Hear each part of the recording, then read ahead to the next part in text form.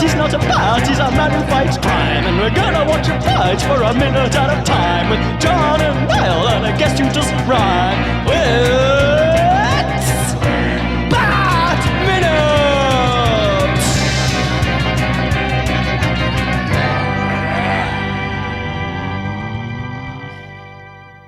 Hello, and welcome once again to Bat Minute Forever, the podcast where we run into the torrents of constant minutes flooding down and pop our head.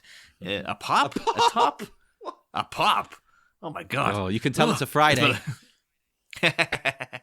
Anyway, that's what we do. We talk about Batman Forever, a minute at a time. Sometimes. And one of the hosts is Niall McGowan.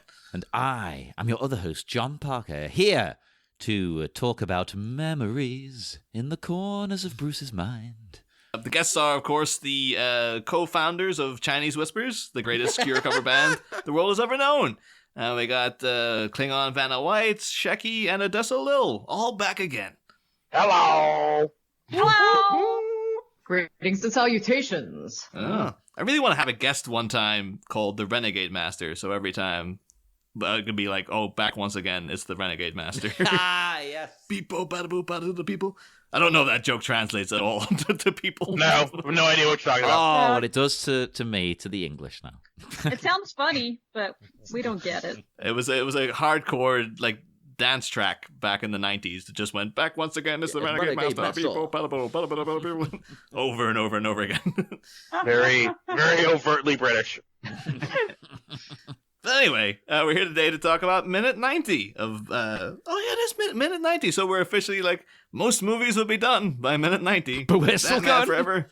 It ain't even, it's just warming up, baby. Yeah, we're not even near the final act.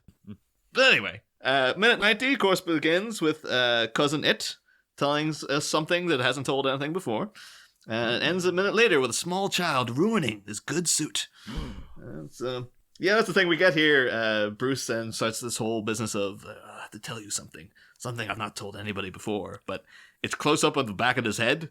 So it's either like, and it's quite likely that this was ADR'd because he says something else in the original script. And they had to switch things around, or it's just an awkward angle, and they're like, "This is the best we're going to do." But I do not feel that Val Kilmer in that moment is actually saying that line. No. And also, like, it sounds...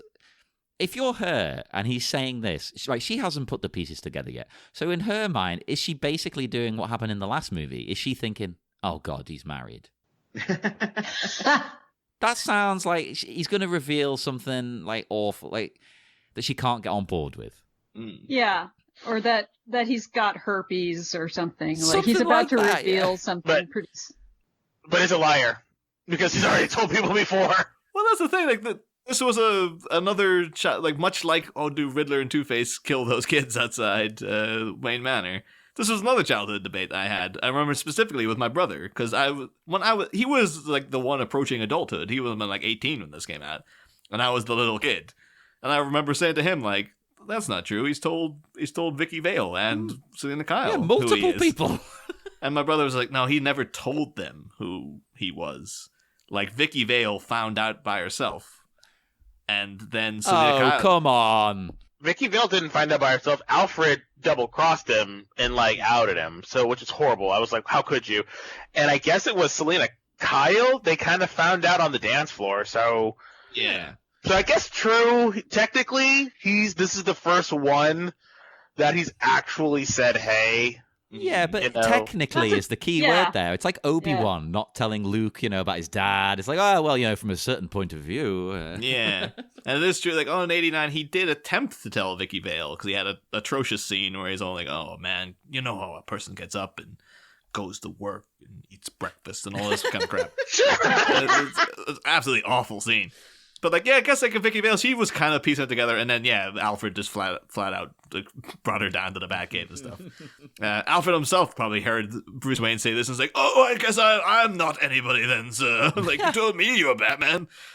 Oh, sorry, I think the best reveal is is in the second one, how Selena Kyle found out. I thought that was amazing. Like that's a great scene. Yeah, that right there, perfect. I just was like so in love with how they found out. And when she says to him that we have to start fighting now, just perfect. That was great. Yeah. It's great.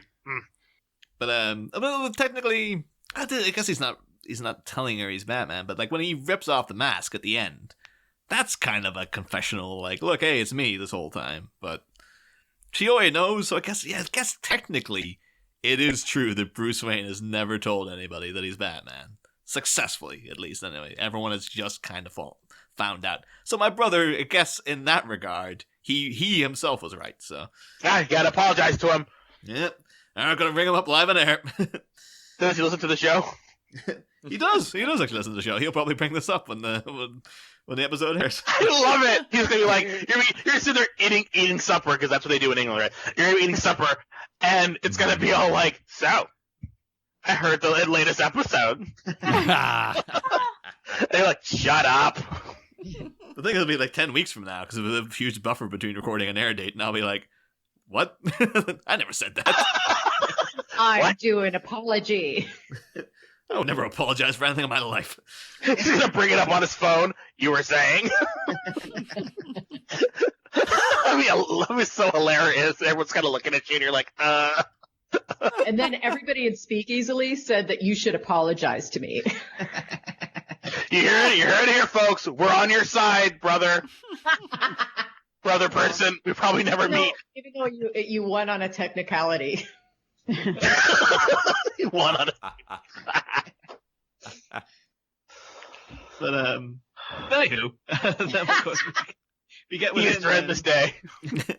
within this now. So Chase says like, oh, your feelings or your memories are coming back. Don't fight them. And then I actually quite like this. The old flash back into the familiar setting. Well, I say familiar setting. It's the same damn room. It's just like 30 years previous, I guess. No, I love it when a film does that. When it, to show the inner workings of your head in this kind of way. I really like it. And I like the way she gets him there, because she has actually switched from lover to professional. Yeah. She has totally changed gears here. I'm so thankful they don't do what would I've seen done in other things, which would be unbearably cheesy, where Bruce Wayne would be walking around this funeral now and Chase Meridian would be with him. Yeah. That would be too much. But I like the fact that like you do hear her kind of her voice echoing like I'm here, I am here and stuff. So it's kind of like she is there with him, but he is going through this alone. But my question though, is this making her horny? You remember she gets off on this stuff, so she's like, "I'm here, Bruce. Go for it. Tell me, Bruce. Tell me Where how are you? fucked up you are. It's like, just let me get my purse. I got my emergency equipment with me. Let me. Yeah, what are you trying to say? What's happening? The batteries fell out. It's like, the batteries fell out. Bruce, just pause for a second, okay? I'll be with you in 2 seconds. I knew I should have gotten the plug-in model. Tell me, Bruce. Are you crying? Tell me. But here's one thing, because we've, within the movie, we've been into this flashback before, where we had, little repressed memory stuff coming back. And we were talking about, the priest standing in front of that furnace that he is somehow not boiling to death. But we were, really straining to hear what he was saying, because we could just hear, where there is me, I am, where there is me. And what I like here is that they do have a thing where he says, where there is wrong, I will bring the spirit of forgiveness. And then Bruce says, the priest's words gave no comfort, because we know Batman, he ain't about forgiveness. He is the exact opposite of the spirit of forgiveness. So I do think that's quite well done, where it's of course, talking about forgiveness to a 10-year-old kid whose parents were mowed down by some asshole, he's not going to be like, I guess I forgive him. He's going to be like, that. That Christian shit doesn't work for him. That's Batman. He ain't, he's there is the odd comic where Batman's weirdly religious and stuff, but I think he does seem to be more of I guess he would just be a stringent atheist, because he's Batman's all about logic and things that he can see and stuff. Yeah, he's an atheist materialist. Yeah. Plus, 100%. I love that he's an atheist, maybe because he grew up religious, as a young child, his parents were, but maybe, he's seen them die. It's like, what god would let that happen? Exactly. Christian Bale is a Satanist. 3. I could. What an exciting segue. Okay. The thing is, I Tell could us more. entirely. I could I'm believe sorry, that was hilarious. It's like complete silence. Christian Bale is is a Satanist. It's like, what? I can buy it. He looks like one. Ah, Wow. Yeah. what group does he belong to? The same one that I do. What is it? I always get it wrong too. I'm not the ones that actually believe in Satan. Well, the Satanic Temple or the The one with Which the documentary on Netflix. Yeah, Yeah. the ones that are a political action group, basically. Yeah. The trolls. I'm part of the trolls. Like Christian Bale was out protesting that statue being in Sabrina the Teenage Witch. Exactly. You can't fucking do this. Get that statue down. They did steal it. I did steal it, but still, it's kind of cool. The worst thing about that though is they stole it and they slightly changed it. Mm. Because if I remember, like in the show, does it have breasts but not a penis? Yeah. It's an incomplete Baphomet. Yeah, it's like you need both. That's the whole point. That's the vanilla ice the vanilla ice method of getting away with stealing something. Like, I changed it ever so slightly. Eat out. Yeah. So now that's totally my song.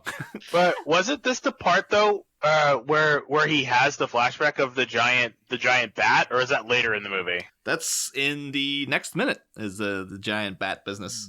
Okay, well, I'll save that for other people. But I just thought that would have been really kind of cool to have that, but they cut it out. So whatever. Yeah. It's meant to be like a big through line. It's meant to like be a continuous thing that comes up. This bat, it's kind of haunting. You're talking the scene of that's actually not that's a whole deleted sequence way later on after the attack on Wayne Manor and stuff. Yeah, where he confronts the giant bat and stuff. But him actually as a kid falling in and seeing the bats the next minute. Well, that's the thing though, again, because we do get the red leather book is present here again, and red leather book's a big deal in all the deleted scenes and stuff. Tell me about the leather. Yeah. Well, that's the thing. I don't know. Do you guys know anything about the Red Leather book and all the lead sequences? I was confused by it because it's like, is that book at the church? No. This is it's his father's journal. This is all just within the Wayne study. But basically, the whole thing of the Red Leather book is that way back. You have to go way back to the start of the movie.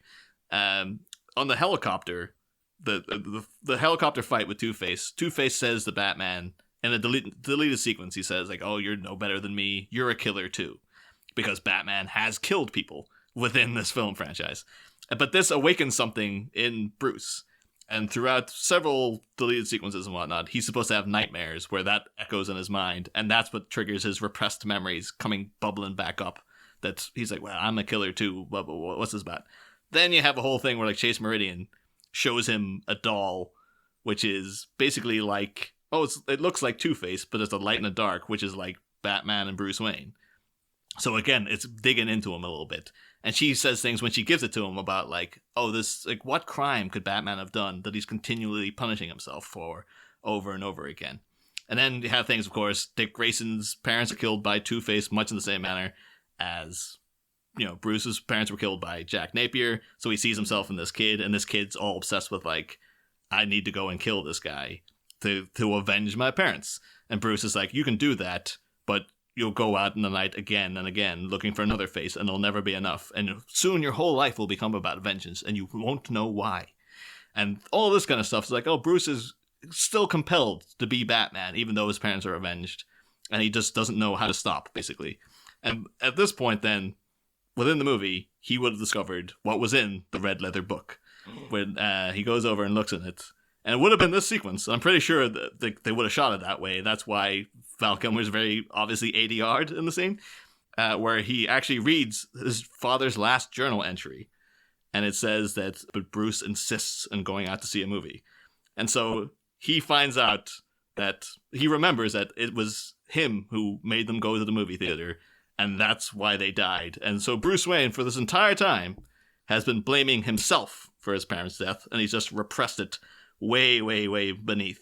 And so that's why taking out all, Jack Napier and all these other criminals has never satisfied him, is because it's not them he wants revenge on. he's been continually punishing himself because he believes he caused his parents' death and stuff. And that was supposed to be all in the movie, and they just came in with a big old machete and just hacked it right out. No, you need more silly Jim Carrey stuff. That would have been a better movie. Yeah.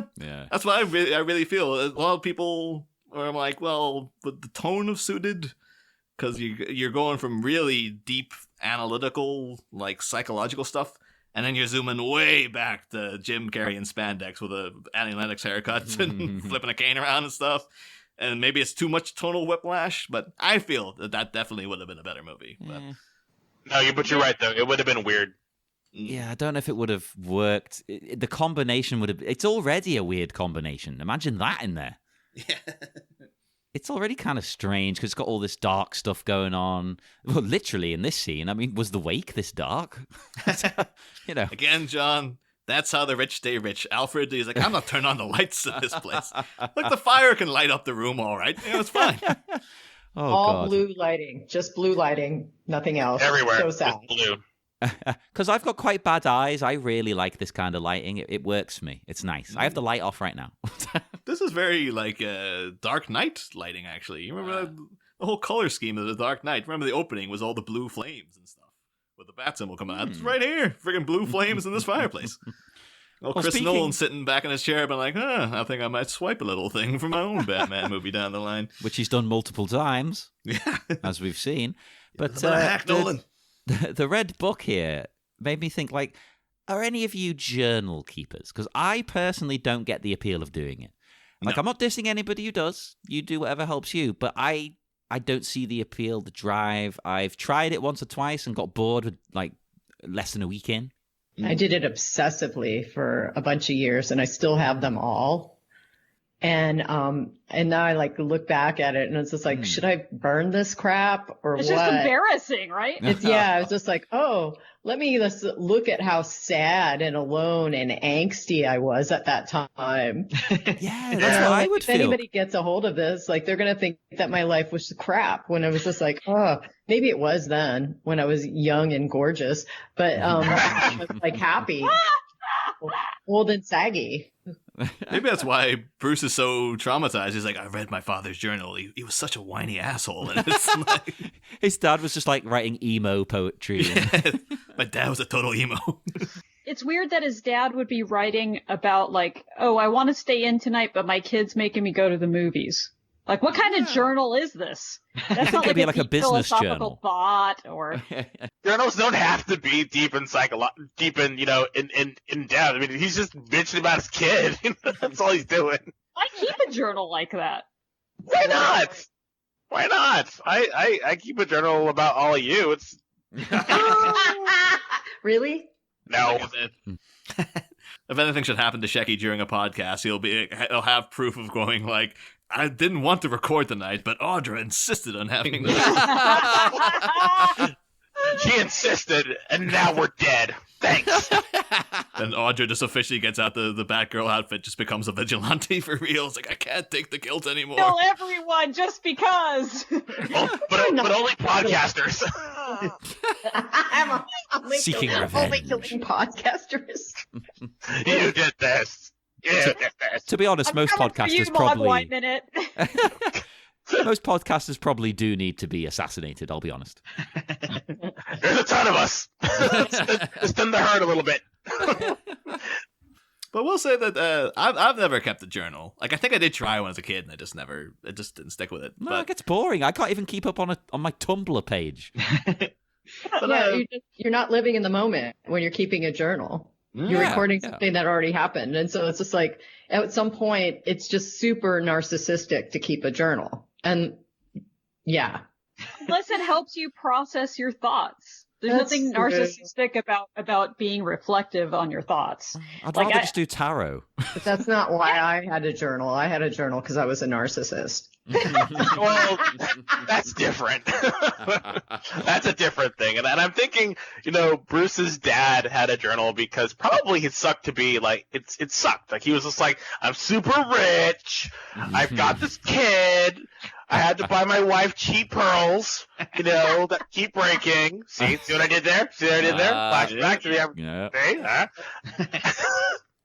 It only works if you tell people. And he's just like, hey, but the fact of the matter is, why is this kid reading his dad's journal? What a piece of poop.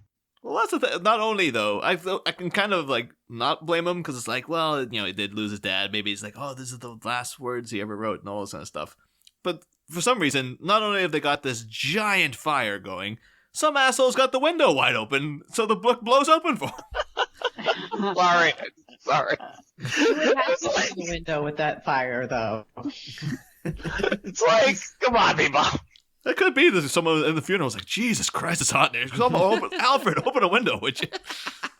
But one person, though, I know who, weirdly enough, not keeping a journal, but appropriately enough, as we're doing the show, and as in the weeks we're recording here, Val Kilmer himself has just released his memoirs. Yeah. There's a book out called I'll Be Your Huckleberry, and I am devastated he didn't call it Chicks Dig the Car. So I was like, come on. That's got to be a Val. chapter, right? That's what it'll be called. We have to buy the Val Kilmer autobiography and see what the hell he's saying in it. I'll do it. He's definitely got to cover Batman at some point, and whatever. Maybe we'll finally get to the bottom. Whatever hell happened with him and Joel Schumacher and stuff. But not only is Val Kilmer he has an autobiography out. Jim Carrey also has one out. Although his one seems a little bit weirder because he says it's part memoir and part novel.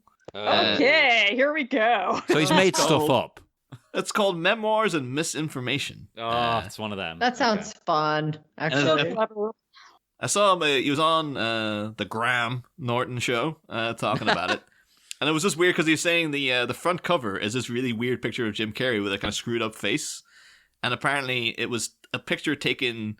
Remember a couple of years back where there was supposed to be a missile strike on Hawaii. Like the people in Hawaii all got this text message saying you've got 10 minutes. Apparently it was erroneously sent by the central government and they were told there's a missile incoming. It's going to destroy Hawaii. Whoa. You've all got 10 minutes to live, basically. And everyone thought it was true. And Jim Carrey was FaceTiming with his manager or something like that. And they accidentally took a screenshot of his face when he discovered he had 10 minutes left to live. And that's the cover of his autobiography. Oh, I want to see this. That's great. And it's I think afterwards he's saying once you get down to the 2-minute mark, that's when they told him oh, actually, no, you're okay. And they're like, oh, we're so relieved to be found out you're going to be like, no, I was f***ing angry. Jesus Christ, that be shit myself the whole goddamn morning. But yeah, so he also has some kind of bizarre, and he says it's more of a reflection on the whole idea of persona versus the real person, which seems to be a real recurring theme with Jim Carrey. Not only in things he talks about, in that Man in the Moon documentary and stuff, but just in his work. Even when he's talking about coming up with the character of Edward Nygma, he's on about this guy has no real personality, so he has to invent the character of the Riddler and all this kind of thing. He seems to be really obsessed with the idea of who is a person and who is the person you perceive them to be.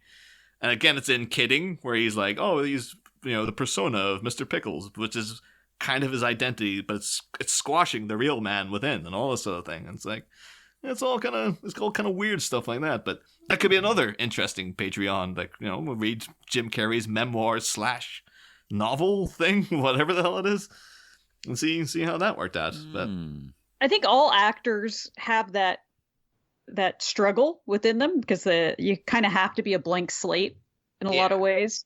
But he actually thinks about it. Plus, I'm sure I saw an article the other day from Val where he was saying, let me just look it up. He was saying, he's claimed he hadn't had a partner in 20 years. But he's been through a hell of a back in the day. He was he dated Cher, he dated Michelle Pfeiffer, he was married to Joanne Whaley for a while, he dated Cindy Crawford, he dated Winona Ryder, he dated Paris Hilton at one point, I believe. What? That put him off for life, no more. Yikes. Although, to be completely honest, young Val Kilmer, cute guy. Especially in Top Gun, or not, what is it? Top Secret! Yeah. No, not Top Secret, the other one. Oh. Where he was the, He wasn't he's Top in Gun. Yeah, Top Gun. Oh, it's Top Gun. Top Gun. Sorry, Top Secret, Top Gun, all these tops, no bottoms. It's like, Oh, Val Kilmer is totally a top. Too many tops. Too many Sorry. tops.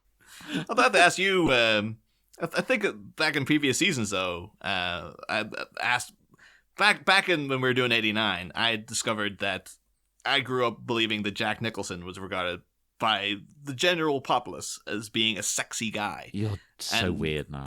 I discovered that apparently that's not the case. But like I think I brought it up to Audra and Indra before. But Shecky, have you ever found Jack Nicholson to be a sexy man in your lifetime? yeah. I thought he was super. Now, yeah, but no, I thought he was super hot in One Flew Over.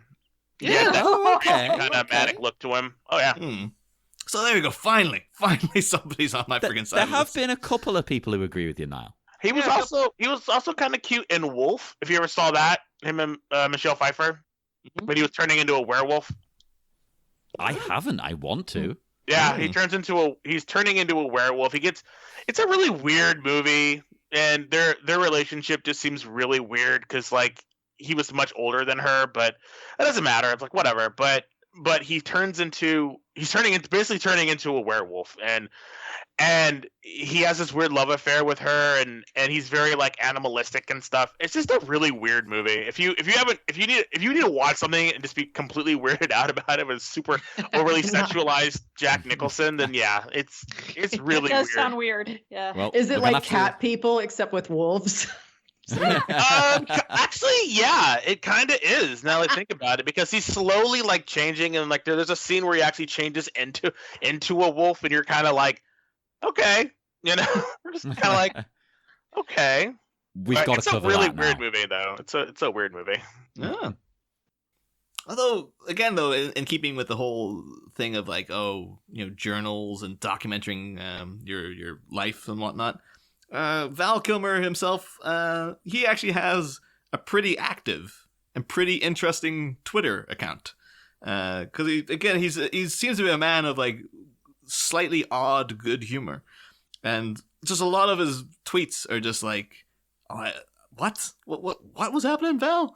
Like, he does have genuinely funny things. He said, like, he had one out that says, "We all need validation. I just need idation because validation." Oy vey. But he is a man who loves dropping a name, so he'll just throw out random tweets like, "I once tickled Lou Reed. I regretted it for the longest while, as he spoke to me only a few times after that dinner. But I'm glad now. He needed it." Just that's the tweet. Okay. If Yeah, anyone thanks. needed tickling, it was Lou Reed. I'd love to have tickled Lou Reed. Seriously. I think Lou Reed would have been really kind of like it depends. Was it like drunk Lou Reed, or was it sober Oh, Lou yeah. Reed? Because like I think Lou Reed would get kind of like pissy, like, what are you doing? Stop. You can break your arm. I I'd be can like- imagine that, because Lol went to see Lou Reed, right? She saw him not long before he passed, and apparently he was just miserable. Yeah. And she said it wasn't actually a very good gig because people would they'd request songs, and he would only play the new album. He was like, he said, "I am so flattered you want me to sing songs from 40 years ago," and it's like, oh, come on. Val Kilmer also said, "Once Angelina Jolie gave me a ride home on a jet. I surprised her by filling it with gardenias. She also brought a French actor. He was mad." There you go. Okay. He was bad. Mad about the gardenias? Bad that he was there probably, because he's probably gonna get tore up. Oh yeah. I think too, because of that, you're like, is it Jared Depardieu? Because he seems like he would be the kind of guy who'd get pissed off at that kind of thing. Get pissed off. Yeah. About yeah. Basically. Didn't Jared Depardieu get like thrown off a plane one time for like trying to piss on it or something? Yeah. Yeah. Oh my god. Wasn't he like peeing in a bottle? Mhm. Yeah. Love it. Gotta love the French. Val Kilmer keeps on going though. Like, once Bob Dylan came over to hang. So flattered, he kept asking for Doc Holliday quotes. I said, "Okay, sing some Blowin' in the Wind first." Wrong answer. It's like, I think fair enough, Val. Like, that's right, you hit back at Bob Dylan. I'm like, oh, fucking coming out with my lines to you unless you're going to sing for me in return. Are all Fair these tweets like some press for the book? Is he trying to sell the book? This is all stuff from like 4 years ago that you found this. Yeah. He's just bored. He's just a good guy, man. I guarantee every one of these tweets was written while he was taking a dump. Oh, Probably. Yeah. God knows I do my best tweeting when I'm taking Right. on the can. Every time you see me post a meme, it's usually because I'm in the toilet. Holy crap. You post about 55 memes a day, John. Jesus Yeah, Christ. you're diarrhea. Always on the toilet. It's either work, podcast, toilet. Yep, basically. You underestimate the amount of memes I can share in like a 5-minute period. You and Shecky need to have a meme off. I love them. It's like You 2 love thumbs cat. enter, only 1 leaves. Yeah. Oh, A meme off. Some meme more. off. Want to take That's his the meat? the sequel to Face Off. Meme off. I could see it. But also, again from Val Kilmer, once I whispered to Brigitte Bardot all night in the south of France, and I don't speak much French, and she speaks even less English. So, He didn't care. yeah, it's just little odd little things like this. One my personal favorite one is once I flew all the way to Australia just to talk to Kate Blanchett. Her husband met me first, or instead, I guess, to be accurate. And then he posts a little picture of him looking very sad, like genuinely quite forlorn as the picture. It's like, was Val Kilmer trying to hook up with Kate Blanchett, or was He flew all the way to Australia to sleep with her. That's a very long flight. Or it could be that he was just genuinely like, I just want to talk to her, and the husband was like, what the f*** is going on? Yeah, get out of here, Val. But that also belies a situation where he's told Kate Blanchett he's coming, and Kate Blanchett's like, I don't want Val Kilmer coming to my house. I'll Go just and send meet my him. husband. Yeah. Yeah. Yeah, go meet him. Tell him no. Oh, that is so awkward. That's embarrassing. You wouldn't tell anyone about that. Yeah. But he told Kilmer. her. He did. What the hell's Hey, wrong with him? Val Kilmer. He survived cancer. What the f*** does he care? True. He doesn't care Yeah. anymore. Whatever. Get it all out there. That'd be great, though, if that was all stuff in Thomas Wayne's journal, though. Like Bruce is leafing through. That sort of Like- thing. It's like, once I flew all the way to Australia to talk to, I don't know, like some Yahoo Serious. Yahoo serious. Yes. Yahoo, serious. Yes. Mhm. And Yahoo Serious's girlfriend came to meet him instead. Sad face. Oh. It was like, that was actually the last diary entry was like, I want to fly to Australia to meet Yahoo Serious, but Bruce insists on seeing a movie. Oh. Speaking of great I blame lines, though, in the actual minute, right? I love what Bruce says when young Bruce grabs the book and he goes, I raced out into the storm, trying to outrun the rage. I thought that was really cool. That was very Batman. You could imagine it in a comic book. Tiny rage. Yeah. This whole stuff, this is like, it's over stylized and it's music video-y, but like so much of Batman Forever, I'm cool with it. Like, I know Shecky, you brought up like the valid point that like we've seen all this so much now, like the friggin' Wayne murders and the aftermath. But I guess because back in '95 you hadn't seen it that much, you just had that one sequence in the '89 movie. This all works for me. I'm still like, so this is a pretty good rendition of the aftermath of, of their deaths and Bruce trying to deal with it when he was a kid and stuff. I think it's all very effective. Well, I it's would like new to here. It's I new. would like to That's see why. Billy Idol just like emerge during one of these flashbacks. And Bonnie Tyler just showing up. It's like I knew your father well. He flew all the way to Australia one time just to speak to me. You say you needed a hero. I was not about it. I was not about that life. And then Bruce hears I need a hero. He's like, maybe I should become some form of hero. What kind of hero should I be? Like, I tell you what, if I should ever fall into a pit, whatever animal I see in there, that's gonna be my theme. Ha! I'm Worm Man. I mean, that's what happened to Mole Man. Yeah. Mole Man. No, from Fantastic Four. Oh, I thought you meant Hans Moleman. That too. Amazing. So, I mean, yes. Okay, so you bring up a really good point, and because I guess I need to be more transparent and honest. Here we I'm go. sad. What was that? Here we Here go. we go. No. They bring up a really good point. At this point, this was the first time that we had ever really delved dove into Bruce Wayne's kind of psychological background. You know, even in the Tim Burton ones, you knew that Bruce was just a little unhinged, but you never really got into it. So I applaud Joel Schumacher for actually trying something new with the Batman mythos, because when you started talking about it was new, this is really, I had to think back, you know, when I was first watching it, and yeah, you know, as a younger man, probably boy.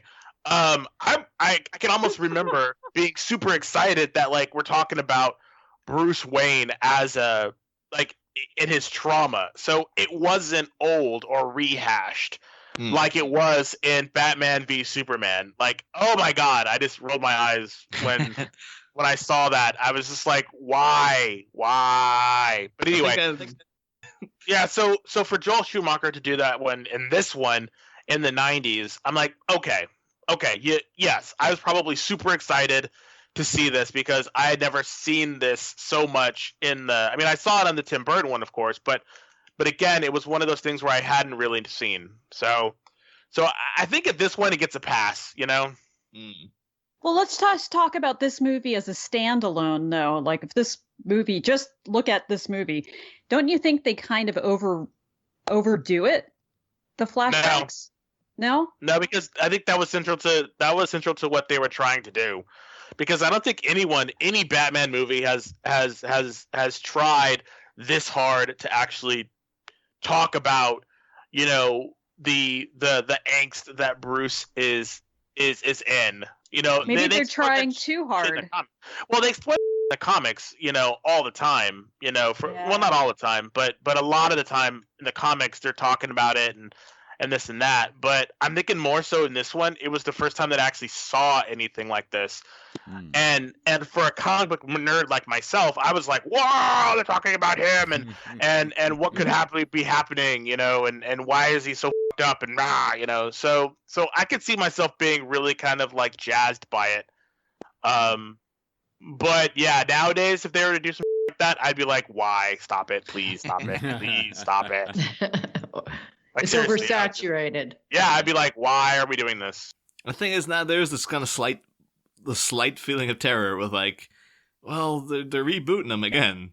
It's like, don't do it again. Like, it's gonna be like, I don't know though, but about the reboot with the Robert Pattinson reboot. Like, I seeing the Batmobile and seeing the his costume and seeing that it's about that year one version, which again is a Frank Miller, Frank Miller version. You know, the book is actually really good. That Batman book is really, really good.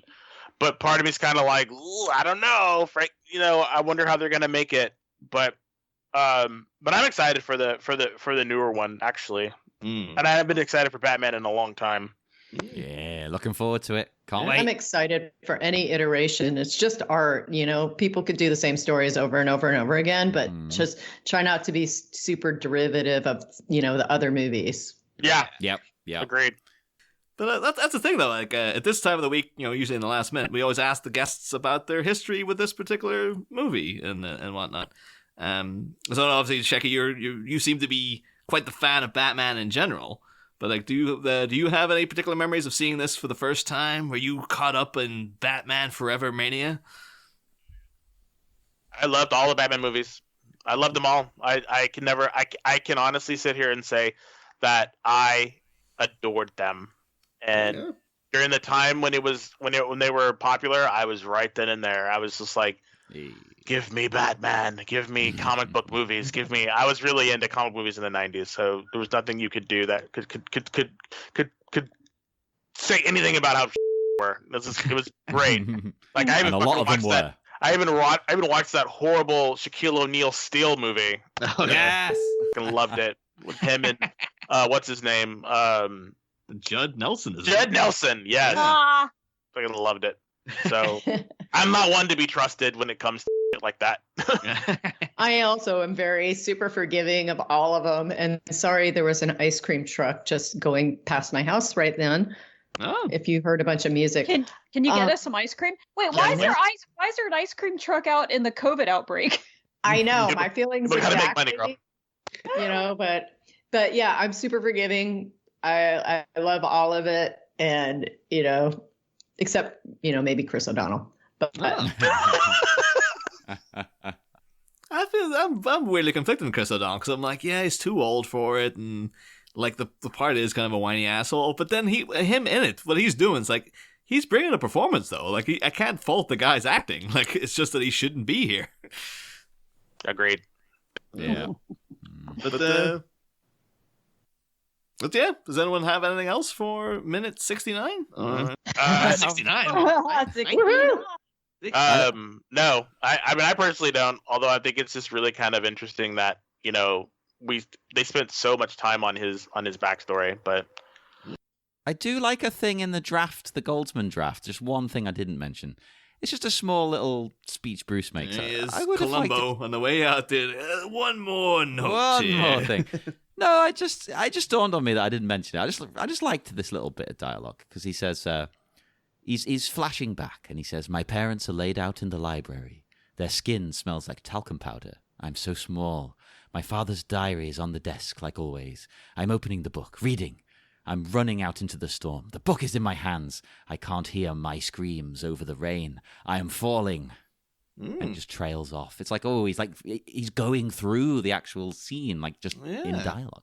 That's very comic book dialogue-ish as well. Yeah, that's not bad. That's actually like, I would have kept that if I were them. But yeah, but they made every wrong decision when it was like, should we keep it? Should we cut it? Yeah, that is true. Yeah. Yeah, so then you just have this flappy book in this movie, and no one knows what it's there for. Yep. Just flapping around. It is baffling now. I find it difficult now to separate in my own head because now I'm so like I know what this red book is, but like I guess back for like so many years I would have thought like, oh yeah, he finds a book and then he falls in a hole, and that's that was the twist. Exactly. I had no idea what was going on with this book. It was not in the comics. I was just like, meh. I didn't even remember. I didn't even remember the red book at all.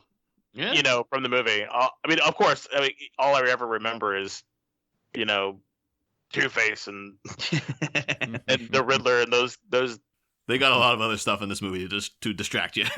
Like, I mean, not knowing any of that stuff from the deleted scenes or the original script draft, like, it's really puzzling. Like, I was even like, Red Book, what is this, like some kind of Carl Jung reference?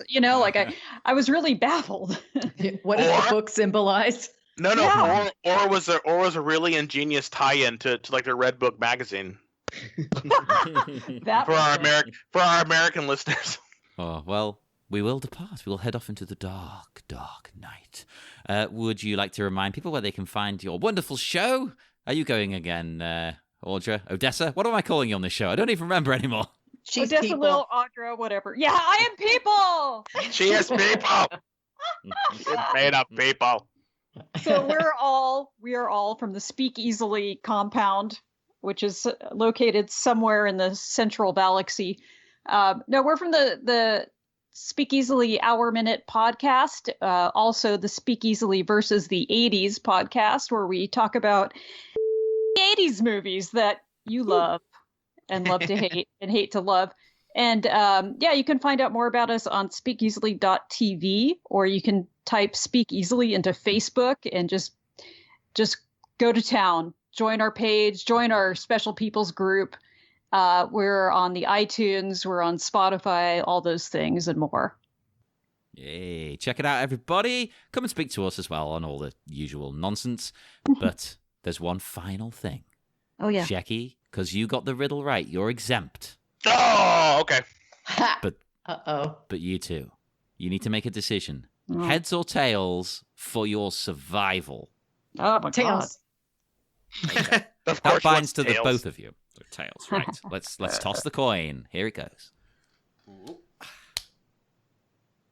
Heads. God. Niall, take him away. so you have to go now and I guess run out into the storm and I guess die of pneumonia? Is that what No, you- throw him down the pit. But I am Warm Man. Yes. I am worm man. I will fall into the pit and become a worm man. Well, sorry, Shecky, but your podcast now only has you hosting it. I feel sorry for the listeners. Worm man makes fabulous compost. I eat the crap and garden gold. You can cut me into segments and I will still live. That's it. Yes, do join us again on Monday for more Bat Minute Forever. Next time, thrill me, chill me, fulfill me, creatures of the night. A child falls forever through a fissure in the Wayne family grounds and trembles in terror at a monster that's found. But as Bruce percolates in a pit of fear, grief, and hate, could the beast below provide a symbol for his fabled fate? Find out next week. Next Bat Pod, different Bat Minute. Ba-da-da, ba-da-da-da-da-da-da-da-da-da.